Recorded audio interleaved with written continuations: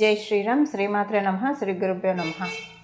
2024 సంవత్సరము జనవరి మాసంలో పక్ష ఫలాలు అంటే జనవరి 16వ తారీఖు నుంచి జనవరి 31వ తారీఖు 2024 సంవత్సరం ద్వాదశ రాశుల వాళ్ళకి ఎలా ఉండబోతున్నాయి, ఈ పక్షము ఎలా ఉండబోతుందన్న విషయాన్ని మనం తెలుసుకుందాం.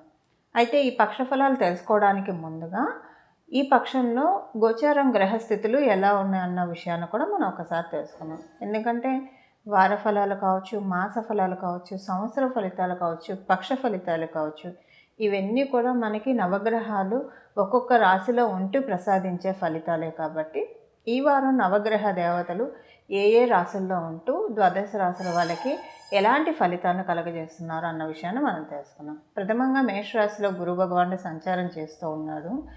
మరి కన్యా రాశిలో కేతు భగవానుడు సంచారం జరుగుతూ ఉంది. వృశ్చిక రాశిలో శుక్ర భగవానుడు ఉన్నాడు.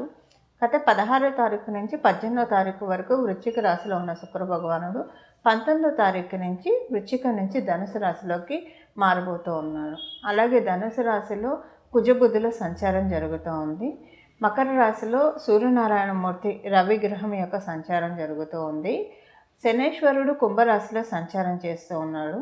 రాహు భగవానుడు మీనరాశిలో సంచారం జరుగుతూ ఉంది. ఈ గోచర గ్రహస్థితుల రీత్యా ఈ పక్షంలో ద్వాదశ రాశుల వాళ్ళకి ఎలాంటి ఫలితాలు ఉన్నాయన్న విషయాన్ని మనం తెలుసుకుందాం. అయితే ఈ ఫలితాలు తెలుసుకోవడానికి ముందుగా ఈ పక్షంలో ఒక విశేష అంశం ఉంది. అదేంటో మనం మొదటగా తెలుసుకునే ప్రయత్నం చేద్దాం. ఆ విశేష అంశం ఏంటంటేనండి, అన్ని గ్రహాలు కూడా అంటే మనకున్న టోటల్ 9 ప్లానెట్స్ కదా, 9 గ్రహ దేవతలు. ఈ 9 గ్రహ దేవతల్లో 6 గ్రహ దేవతలు ఒకటే లైన్లో ఉన్నారు.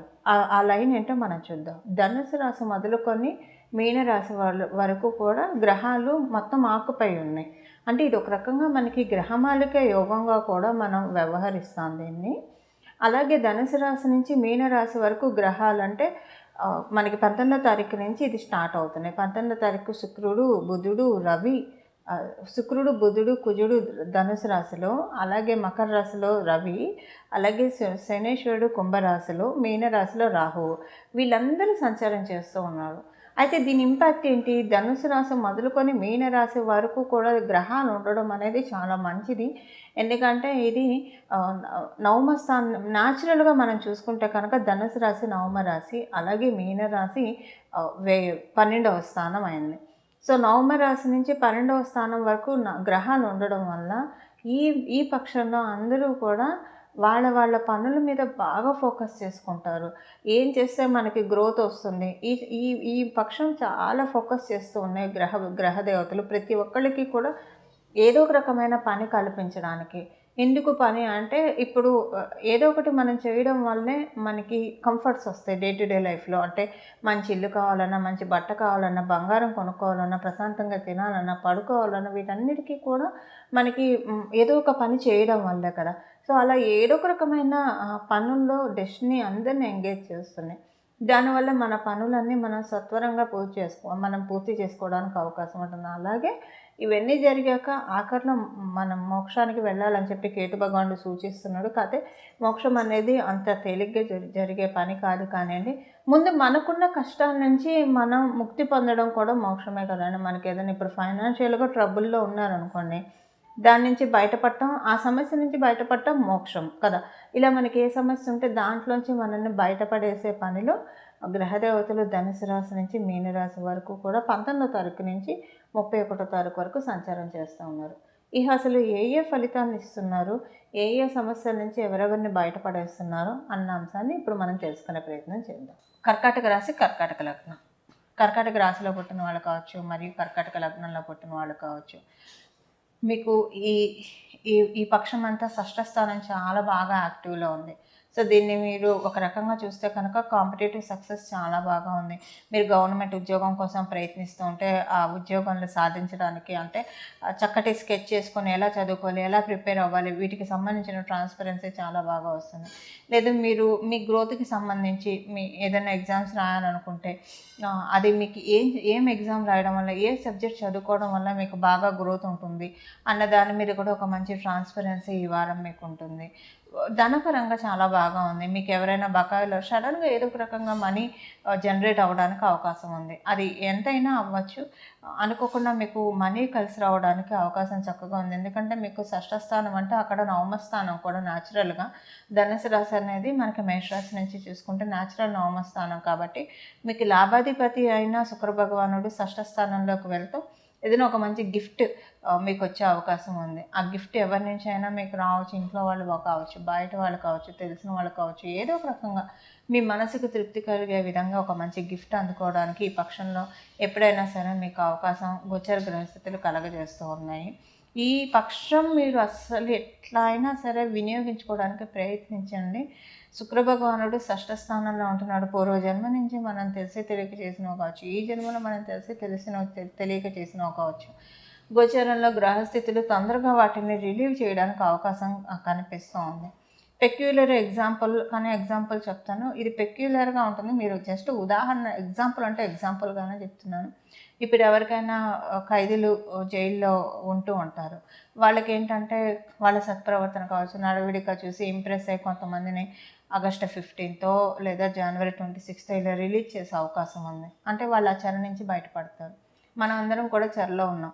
కర్కాటక రాశిని కదా, మేషరాశి నుంచి మీనరాశిలో ఎవరైనా సరే ఈ భూమి మీద పుట్టారంటే ఏదో ఒక చెర చెర అంటే నా ఉద్దేశం ఏదో ఒక బంధనం అనమాట. ఏదో ఒక కర్మ బంధనం వల్లే మనం అందరం భూమి మీద జన్మ తీసుకున్నాం. అయితే దాంట్లోంచి బయటపడటానికి మీకు షష్ఠ స్థానంలో ఇది జరుగుతుంది కాబట్టి ఇది చాలా మంచి శుభ సమయం. ఎందుకంటే కుంభరాశిలో శనీశ్వరుడు సంచారం చేస్తూ ఉన్నారు కాబట్టి మీరు వీలైనంత వరకు తామరాకు మీద నీటి బొట్టులాగా మీ పనులు మీరు చేస్తూ ప్రయత్న లోపం లేకుండా భగవంతుడిని బాగా పట్టుకొని ఆశ్రయిస్తే కనుక, భగవంతుడికి సంబంధించిన నామాలు మనసులో జపం చేసుకుంటూ ఉంటే కనుక చాలా బాగా ఉంటుంది. తొందరగా అంటే 10 సంవత్సరాల్లో వెళ్ళాల్సిన కర్మదోషము ఒక్క సంవత్సరంలో కావచ్చు, 6 నెలల్లో కావచ్చు, మీ జన్మజాతకం బాగుంటే 3 నెలల్లో కూడా వెళ్ళిపోయే అవకాశం ఉంది. అందువల్ల ఇది మీరు విడిచిపెట్టకుండా అంటే అట్లీస్ట్ కొండంత దోషం ఉంటే అంటే కొండంత కర్మబంధనం ఉంటే అట్లీస్ట్ కొంతన్నా ఒక 40-50% తొలగడానికి అవకాశం ఉంటుంది. సో దట్ ఎక్కాల్సిన మెట్లు తక్కువ ఉంటాయి కదా అలాగా. సో అలా మీరు బాగా యూటిలైజ్ చేసుకోవడానికి ఇది చాలా మంచి సమయం.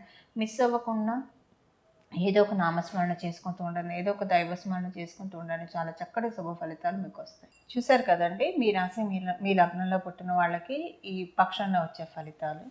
అయితే మనం పరిహారం చేసుకోవడానికి ప్రయత్నిద్దాం. ద్వాదశ రాశుల వాళ్ళందరికీ కూడా ఒకటే పరిహారం ఉంది ఈ పక్షంలో. అదేంటో మనం తెలుసుకుందాం. అసలు ఈ పరిహారము చెప్పడానికి కారణం ఏంటో కూడా నేను మీకు ఇప్పుడు చెప్తాను. శుక్ర భగవానుడు 19వ తారీఖు నుంచి ధనుసు రాశిలో ప్రవేశిస్తూ ఉన్నాడు. మరియు ఈ పక్షమంతా 31వ తారీఖు వరకు కూడా మనకి ధనుసు రాశిలోనే ఆయన ఉంటాడు. అయితే శుక్ర భగవానుడు ఈయన గురువే, దైత్య గురువు. అలాగే గురు భగవానుడు కూడా దేవతల గురువు రాశి అయిన ధనుసు రాశిలోకి శుక్ర భగవానుడు వస్తున్నాడు. సో దీనివల్ల ఏంటంటే ఈ వారం ఈ పక్షంలో ఒక ప్రాక్టికల్ రెమెడీ ఏంటంటేనండి, మీ ఇంట్లోని ఆడవాళ్ళ గురించి కావచ్చు, లేదా మీకు తెలిసిన సర్కిల్లో ఆడవాళ్ళతోటి కావచ్చు, లేదా మీ బయట సర్కిల్లో ఉన్న ఆడవాళ్ళు ఎవరైనా సరే వాళ్ళతోటి ప్రత్యక్షంగా పరోక్షంగా చాలా మర్యాదపూర్వకంగా, ఒకవేళ మీరు ఆడవాళ్ళు అయినా సరే మీతోటి ఆడవాళ్ళతోటి చాలా మర్యాదపూర్వకంగా వ్యవహరించాల్సి ఉంటుంది. ఎందుకంటే ధనుసు రాశిలో శుక్ర భగవానుడి సంచారము మన ఫేట్ని డిసైడ్ చేస్తున్నాయి. సంవత్సరంలో ఒక్కసారి ధనుసు రాశిలోకి శుక్ర భగవానుడు రావడం అన్నది జరుగుతూ ఉంటుంది. అక్కడ కుజబుధులు ఇద్దరు కూడా ఈ రాశిలో ఉన్నారు. సంవత్సరంలో మనకి ఒక్కసారి శుక్ర భగవానుడు ఈ రాశిలో వస్తూ సంవత్సరం మొత్తం మన ఫైనాన్సెస్ కావచ్చు, మన హ్యాపీనెస్ కావచ్చు, మనకి ఇల్లు, వాహనము లేదా భూమి ఈ సౌఖ్యాన్ని మనకి డిసైడ్ చేస్తారు. ఒకవేళ ఎవరైనా ఆడవాళ్ళ గురించి ఎవరైనా మీతోటి వచ్చి తప్పుగా మాట్లాడినా, లేదా మీ ముందు వాళ్ళని విమర్శించినా, లేదా ఎగతాళి చేసినా, ఎద్దేవా చేసినా అస్సలు ఎంటర్టైన్ చేయకండి. ఒకవేళ మీరు కట్ చేయలేని పరిస్థితి, ఒకవేళ వాళ్ళు ఏమైనా అఫెండ్ అవుతారేమో అనుకుంటే సైలెంట్గా ఉండిపోండి. మీరు దానికి వెయిట్ ఇవ్వకండి. ఇది ప్రాక్టికల్ రెమెడీ. అన్ని వేళలా మనకి మంత్రాలు లేదా ఏదైనా పూజలు, హోమాలు ఇలానే ఉండవు. కొన్నిసార్లు ప్రాక్టికల్ రెమెడీస్ చాలా బాగా, అంటే మనం మంత్రాలు చదివినా, పూజలు చేసినా, హోమాలు చేసినా, ఇలాంటి చిన్నవి మనకి తెలియక చేసినా, సరదాగా కూడా కొన్నిసార్లు చేస్తాం. ఒకళ్ళ గురించి వాళ్ళ ఆప్షన్స్లో ఏదో సరదాగా మాట్లాడుకుంటూ ఉంటాం. అవన్నీ నేచర్ క్యాప్చర్ చేస్తూ ఉంటుంది. ప్రత్యేకించి ఆడవాళ్ళ గురించి ఈ ఈ పక్షం రోజులు అట్లీస్ట్ ఎప్పుడు కూడా అలా ఉంటే మంచిది. కనీసం ఈ పక్షం రోజులు వాళ్ళు ప్రత్యక్షంగా కావచ్చు, పరోక్షంగా కావచ్చు, వాళ్ళని మీరు ఆడవాళ్ళైనా సరే, మగవాళ్ళైనా సరే విమర్శించడం కానియండి, లేదా ఎగతాళిగా ఇప్పుడు వాళ్ళ గురించి ఏదైనా ఫన్‌గా మాట్లాడుకోవడం కానియండి, ఇలాంటివి ఏమీ చేయకుండా ఉంటే కనుక ఈ సంవత్సరం అంతా కూడా అంటే ఈ పక్షంని ఇలా చేయడం వల్ల ధనుసు రాశి అంటే ధర్మరాశి. మనకి నవమ స్థానం జనరల్‌గా ధనుసు రాశిలో శ్రీ మహాలక్ష్మి అమ్మవారు ఉంటుంది. అమ్మవారికి ఇష్టమైన రాశి. అమ్మవారికి ఇష్టమైన పనులు ఏంటంటే ఒకళ్ళ గురించి విమర్శంగా మాట్లాడుకోవడం, పరుషంగా మాట్లాడుకోవడము, ఆహ్, గొడవలు పడడము, ఒకళ్ళని ఎగతాళి చేయడము, లేదంటే ఒకళ్ళని తీసేసినట్టు మాట్లాడడం, ఒకళ్ళని చిన్న చూపు చూడటము, ఇవన్నీ కూడా శ్రీ మహాలక్ష్మి అమ్మవారి ఇష్టం లేని పనులు. సో, అమ్మవారు శుక్ర భగవానుడు అంటేనే అమ్మవారు. అమ్మవారు ఉన్న ప్రశాంతమైన ప్రదేశాల్లోకి వెళ్ళాడు శుక్ర భగవానుడు వెళ్ళాడు కాబట్టి, శుక్ర భగవానుడు శ్రీ మహాలక్ష్మి అమ్మవారు పుట్టింటి వారు కూడా. ఈ విషయాన్ని మనం ఎవరం మర్చిపోకూడదు. సో, ఈ పక్షంలో వీలుంటే ఎప్పుడూ కూడా ఇలా ఉండడం వల్ల మనకి బాగుంటుంది. ఈ పక్షంలో ప్రత్యేకించి చాలా జాగ్రత్తగా ఉండాలి. ప్రాక్టికల్‌గా ఇది ప్రాక్టీస్ చేస్తే చాలా బాగుంటుంది. ఈ సంవత్సరం మొత్తానికి కూడా ఈ పరిహారం వర్తిస్తున్న ఆ మార్పు మీరే చూస్తారు. అసలు ఇలాంటిదంటూ స్టార్ట్ చేస్తే ఎలా ఉంటుంది అన్న మ్యాజిక్స్ మీరే చూడడం స్టార్ట్ అవుతుంది. మంగళం. నమో భగవతే వాసుదేవాయ.